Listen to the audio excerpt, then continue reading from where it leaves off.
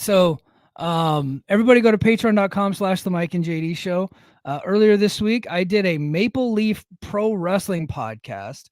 I just recapped their shows from over the weekend, so check that out. I think it's also already up on YouTube. So check that out. But it's on the Patreon ad free and everything. And of course, my Brace for Impact show from over the weekend is there. Got a bunch of exclusive articles, tons of exclusive content. So please go ahead and check that out. Support the show. I greatly appreciate it. But our top story, man, of the week, it's not the top. I'm gonna go to the second top story because I think it's gonna lead into the next story. Both of them are interconnected. But over the weekend, Rolling Stone, I want to get the author's name of the article.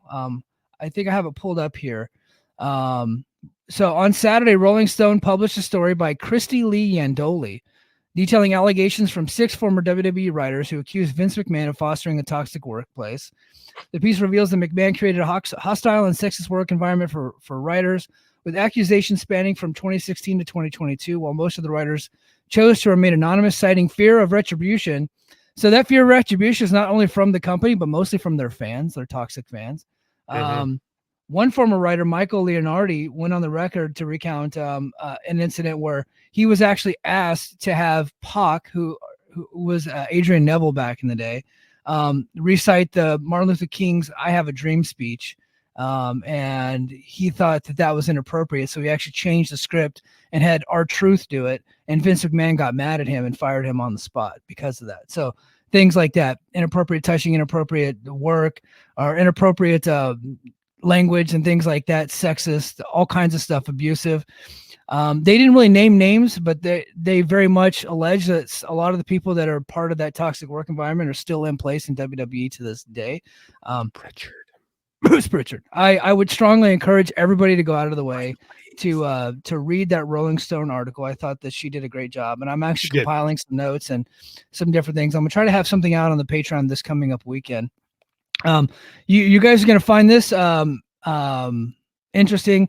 Vince McMahon denies that any of those things actually happened. Get out of here. Yeah. They got 6 different people working there that said that that all this stuff was happening, yet he denies that anything like that ever happened. Rolling Stone report details a much broader pattern of alleged workplace abuse under McMahon's leadership. Former writers described working in an environment where McMahon's unpredictable behavior often felt sadistic. One writer recalled McMahon's habit of repeatedly changing scripts at the last minute, seemingly to create stress rather than improve the show. In quote, "I think Vince enjoyed the manipulation," one writer claimed. "He liked keeping people on their toes. I genuinely felt like this isn't to the benefit of the show or the storyline. Vince really just enjoys making people squirm." The report also notes that some of the toxic behavior extended beyond McMahon to other writers and senior staff, with multiple instances of inappropriate physical contact and sexist comments. Female writers claimed that they were pulled inappropriately by the waist and were often belittled in writers' rooms dominated by male colleagues. 2 female writers took their complaints to HR, with one being fired shortly afterwards, further cementing the perception of a retaliatory work culture. And then that's kind of just some of the notes that I put together. The story even goes on to say that they were actively encouraging people not to go to HR, to say, "Hey, don't go to HR. That's just going to be bad. Just come to us," which is it's inappropriate. And I'll tell you why. Because I had a situation where somebody did want to go to HR, not about me or any of my leadership, but about somebody that they worked with, and they wanted to go to an entity that was kind of like HR. And my comment back was, "Well, please do. Like, if you feel like strongly about it, but can you please let me have an opportunity to take care of the situation before we get to that point?" And they said no. And I said, "Okay, no problem." And there was no retaliation. There was no nothing. In fact, I actively encouraged them and I helped the investigation along. It was completely independent, and it came back and all the allegations were proven true. Right. So like I have dealt with those things. You never say, "Don't go to HR." You say, you say, "Give me an opportunity to take care of it for you before we get HR involved." But if they do that, you have to be a professional and let them do that. And you can't retaliate. That's completely inappropriate. I find it funny that Vince McMahon fought so hard to quote unquote sell the company, spun it off really. And then all the stuff comes out about him. It's just it's weird. It's wildly hilarious that he fought so hard to do this, and it wound up being his undoing. Because quite frankly, if he was still in charge, nothing would happen. Yeah. Right. He was, yeah. this isn't the first time, right? This isn't the fifth time that stuff like this. The only difference is now he's out, right? Yeah. So there's people willing to throw him under the bus. Now we've seen like, so when I worked, the first school job I ever had was I worked at a high school, is where I went to high school, and a lot of the people there that I was working with had very loose moral standards, especially when it came to relationships with the students. And you hear something so much and so frequently that eventually it kind of dulls your senses a little bit. And if you're not a strong enough person, your morals start to slide with that, Yeah. especially for reasons like you want to fit in, you like where you're at, this is where you've always wanted to be. And I remember one day I heard something and like I found that I wasn't grossed out by it. And the fact that I wasn't grossed out by it made me go, I have to get out of here. I have to get out of here because this is starting to affect who I am, and I don't like that. So, and then when I left, nothing to do with me, but when I left, things started to kind of unravel at a former place of employment. I mean, this is 20 some years ago. So that happens a lot, and it doesn't surprise me because you see this a lot. People who hurt people, right? And people who are abused sometimes become abusive because it becomes part of a culture. Yeah. Right. And there's people that fight back against, and we've seen it for years, like, initiations and humiliations. Oh, now you're one of us. And like, we grew up in the 90s, man. Like we did stuff like that all the time in locker rooms. And like, I got wedgies. So I wedgied kids. Like I participated in stuff that I'm not proud of now that I'm an adult and I can see how wrong that was. So stuff like this strikes me a little bit because I've tried as a coach to be like, no, we don't do that. We're better than this. Like, and to understand these things. And like, so I hear this and I'm like, I get it, because the guy at top fosters poisoned environments, and then weak-willed people who don't know better go along. Yeah. Right.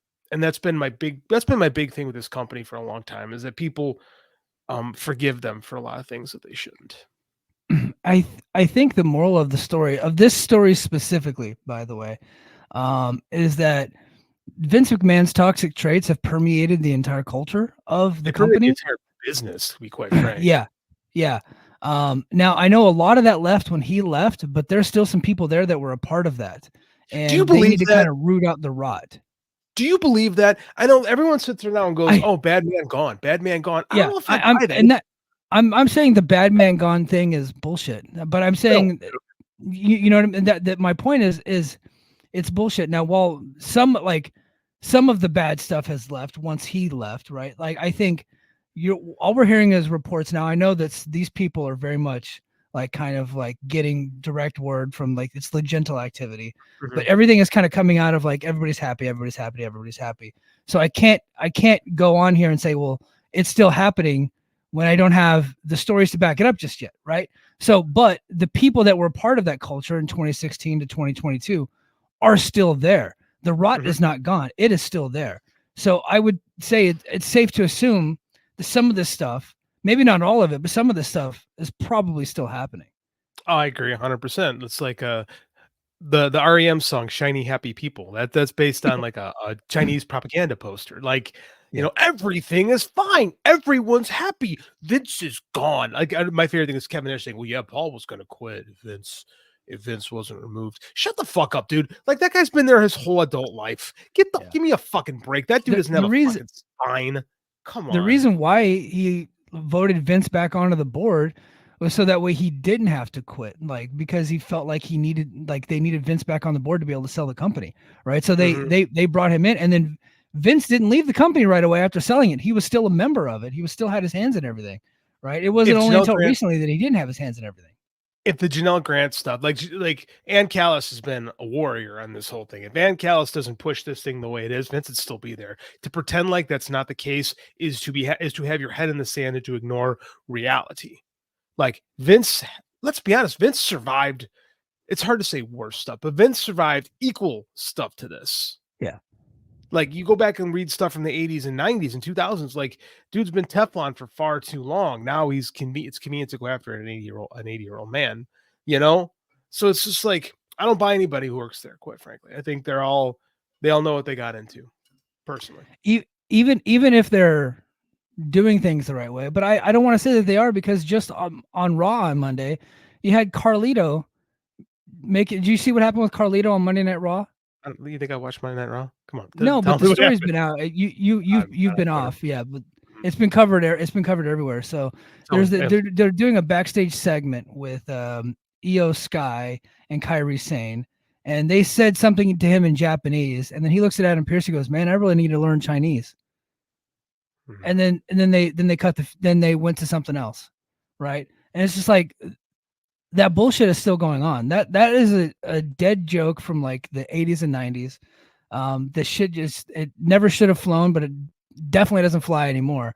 And now they're putting the heat on Carlito, saying it was just an ad lib. But I'm like, you guys aired it. I don't know when it was Well, taped. that's such crap, man. Yeah, Like nothing goes on in that company. Like I don't buy it for a minute because like Triple H has had tons of things like that. You people like yeah, it's garbage. It's absolute garbage, and they throw people under the bus when it's convenient for them. The same way they did when Vince was there. Like, yeah. nah. They guess who else they threw under the bus this week? Samantha Irvin. So their ring announcer Yeah, I heard left the that. company on Monday, and they put it out that she just told everybody hours before that she was leaving, but they had Lillian Garcia in place already. Like she Hmm. was already at the building when the news broke, and she said, "Oh, they said, oh, we just found out about this," and she's like, "No, I told them months ago I was leaving." So, and they already had a replacement. They brought back Lillian Garcia and just kind of kept the show rolling, but they still put it out there that she kind of like making it seem like she burned the company. Chris Legentil is one of the worst human beings in the planet. Like Yeah, this dude he's like he's Himmler. He's the director of communication, the minister of propaganda. yeah, Like he's just an awful person. Like she says months ago, I'm gonna leave. Well, okay, we're gonna turn our toxic fan base, our eye beasts, our Gareths of the world to yeah. make sure that they crap on this person who coincidentally has a boyfriend who works for the other company. Like, And boy, they came after her and him. It was uh-huh, wild. of Now, course you they know did. what's funny is that I made a joke that like, hey, because I assumed that she was going to AEW. It looks like that's not the case right now. Like right now that isn't the case. But I assumed that she was coming there. And AEW fans had been trashing her because she's really popular with the WWE fan base, saying, "Oh, she's fake, she's this, she's that." I happen to think she's great, right? But I'm not a that's I'm just not a fan personally. I find her to be like in the level of Bruce Buffer and Michael Hmm, Buffer. Very over the top, cheesy, yes, but okay. very effective at what they do, and they make everything seem more important than what it really is. So I felt like she was very good at her job. So I was like, oh, I made the joke that AEW fans are gonna start changing their tune. They're all of a sudden gonna like Samantha Irvin. Well, yeah, Um, that's yeah, gonna happen. yeah. So I made that joke, but then people did remind me, like, no, you're getting this all wrong. Like that's probably going to happen, but these WWE fans are going to make you think that she was never any good, and sure enough, that was the case. Like she's a traitor. You know, she sold out the WWE to go be with her stupid boyfriend over in AEW, this and that. Like just some like horrendous things are saying to that poor woman online. It turns out she's just going to go do music. I mean, good for her. Like the travel schedule there is still what it is. If she doesn't want to be there anymore, she doesn't have to be there anymore. Like, whatever, man. People quit jobs. Like, I don't Yeah, understand. I like this whole thing of like who you are, it has like who you work for has to be who you are is just so weird. Like, I don't understand it. I don't understand how someone can wrap their entire identity up into work, yeah. right? Like, you're not your value isn't where you work. It's so stupid. Nor should you put your value in others based on where they work. It's Yeah, so yeah, odd. This is yeah, why I'm off Twitter right now. It just I've really grown to hate it. yeah. It is pretty wild. It's a pretty toxic place to be at.